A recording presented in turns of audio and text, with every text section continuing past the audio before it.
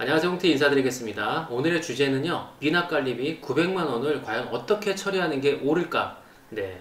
자, 누구의 책임으로 끝나겠습니까, 이게? 자, 2001년 9월 달에요, 이제 대법원 판결에 의해서요, 체납된 관리비는 공영무분에 한해서 특별 승계인, 즉, 이제 낙찰자에게 승계된다는 판례하고요. 그리고 이제 5년 지난 2006년 6월 달에는요, 그 승계되는 공영부분 관리비에 대한 판례에서 결국에는 전용과 공용이 구분해서 전용은 전소유주가 납부, 그 다음에 공용은 새로운 낙찰자가 납부하라는 판결이 내려지긴 했습니다. 그런데요, 제가 이제 살짝 이 내용만 설명을 드렸고, 구태여 제가 이 구체적인 내용은 제가 설명을 드리지 않을게요. 왜냐하면은 필요가 없기 때문입니다.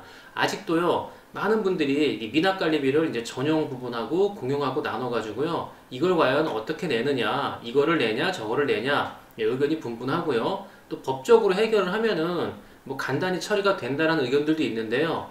자, 이거에 대해서 홍태가 이제 결론을 내어드릴게요. 미납관리비는요, 낙찰자가 100% 책임지는 구조가 지금 현실입니다. 진짜요? 아니, 대법원 판결까지 나왔는데, 아니, 왜 낙찰자가 100% 책임을 지나요? 자, 제가 차근차근 설명을 좀 드릴게요. 자, 첫째요. 아파트에서 미납된 관리비를요, 납부하지 않고 야반 도주를 한다면 그 미납된 관리비는 누가 책임을 질까요? 바로 현재 그 아파트에 거주하고 있는 다른 세대가 책임을 지는 구조가 돼 있는 거랍니다.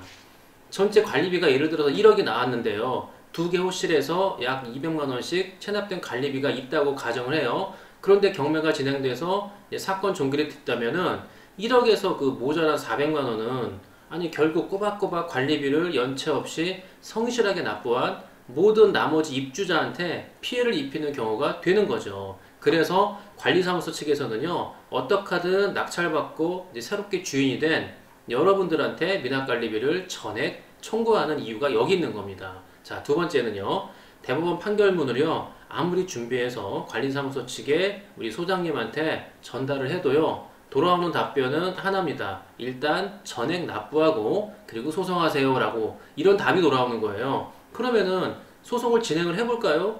제가 67번 우리 홍티경매 영상에서 우리 김도원 변호사가 이제 소송 기간에 대해서 답을 했잖아요. 민형사 소송 첫 판결까지 최소 3개월에서요, 뭐 6개월. 만약에 이런저런 뭐 지연된 상황으로 인해서 뭐 간다고 하면은 1년 이상 갈 수도 있다. 그래도 관리비를 할인받을 수 있다면 소송을 해야 하지 않을까요? 라고 묻는 분들이 많죠. 요즘 또 나홀로 전자소송 제도도 있기 때문에 변호사의 도움 없이요, 소송을 할 수도 있습니다. 그런데요, 내용을 어떻게 써야 할지 뭐 네이버 검색을 해서 뭐 찾아본다고 해도요, 여러분들 해보시면 아시겠지만 이게 영어는 어려운 게 아니고요. 그리고 변호사를 선임해서 만약에 소송을 한다고 해도요, 체납관리비가 예를 들어서 한 300만원, 400만원 정도 된다고 하면 아니 변호사 선임 비용으로 한 2, 300만원 쓰는데 뭐 구태여 이런 소송을 해야 할 필요가 없겠죠. 다음 세 번째는요, 관리비 납부가 안 되면요, 일단 입주 자체를 할 수가 없습니다. 무슨 얘기냐고요?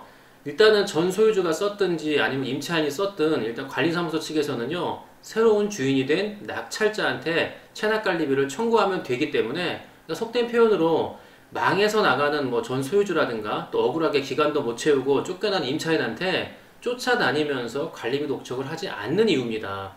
그래서요, 미납관리비가 많아도 관리사무소에서 태연하게 느긋하게 대처하는 이유가 여기에 있다고 저는 생각을 합니다.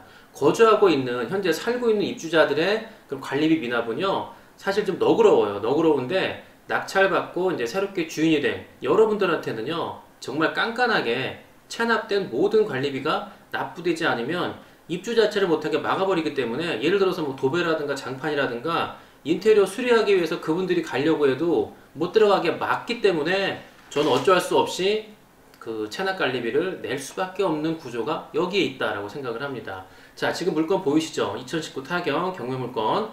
자, 감저가가 6억 9천만 원이고요. 이제 최저가가 5억 5천 2백만 원인데, 일단 빨간색 박스 왼쪽 하단 관리비 미납액 보이시죠? 900만 원. 이게 이제 3월까지 미납액이기 때문에 아마 낙찰 후에 대금 납부하고 대략 8월까지 간다고 예상을 하면 미납관리비는 한 1200만 원 정도 아마 예상을 할 수 있습니다. 자, 등급 현황을 보니까요, 1순위 우리은행 근저당 이후에 모두 말소되고요, 임차인도 없어요. 이제 소유주가 거주하고 있어요. 권리분석 끝이죠. 더 이상 볼 게 없습니다. 그런데 채권액 총액이 4억 8,830만 원이죠. 최저가 5억 5,200만 원보다 적어요. 일단 세금하고요, 경매 비용은 제가 계산해서 빼고요. 그냥 대략 계산을 해볼게요.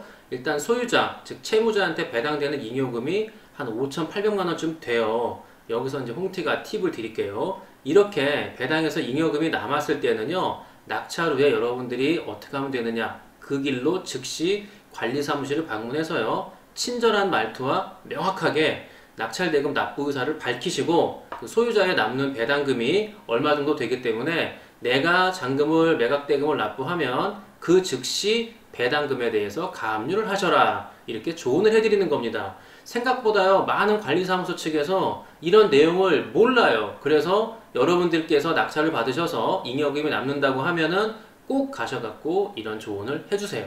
자, 300건에 제가 명도 처리한 것 중에요, 아파트도 아마 한 수십 개 이상이 될 것 같은데, 제가 명도한 거의 대부분 아파트 관리사무소에서요, 미납관리비 완납을 요구했기 때문에 납부가 안 되면 입주 자체를 못하게 막기 때문에 어쩔 수 없이 납부를 하거나 아니면 납부하고 나서 차후에 소송을 진행할 수밖에 없는 거였죠. 아무리 대법원 판결문을 보여드리고 뭐 설득을 한다고 해도 안 통합니다. 관리소장님은 힘이 없어요. 네. 그리고요, 소송으로 가면야 뭐 승소할 수 있겠지만 여러분들 뭐 생각해보세요. 300만원 그 미납관리비 때문에 300만원 들여서 소송을 하시겠어요? 그 의미가 없는 거잖아요. 그리고 소송 기간이라든가 이런 걸 고려해 볼 때 그냥 납부하는 쪽이 낫지 않을까, 이제 결론을 많이 내렸습니다. 물론 이 중에는요, 미납관리비를 모두 납부하고 이사를 간 임차인도 있고 소유주도 있었기 때문에 결국요, 이 모든 과정들은요, 인간 대 인간으로 이어지는 것이잖아요. 예의를 갖추고요, 그래가 명도 협상을 여러분께서 하신다면은 저는 뭐 관리비 문제도 그렇고요, 이사 문제도 원만하게 해결이 되지 않을까 생각하고 있습니다.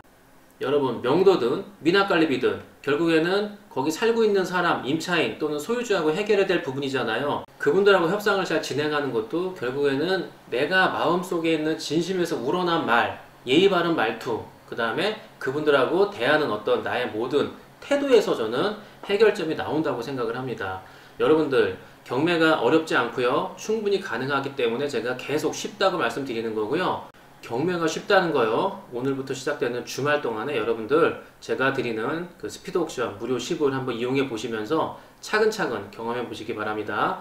자, 미래를 위해서 오늘을 투자하고요, 오늘을 준비하는 여러분이 되시기를 바라고요. 네, 주말 잘 보내시고요. 저는 월요일날 좋은 영상으로 다시 돌아오겠습니다. 안녕.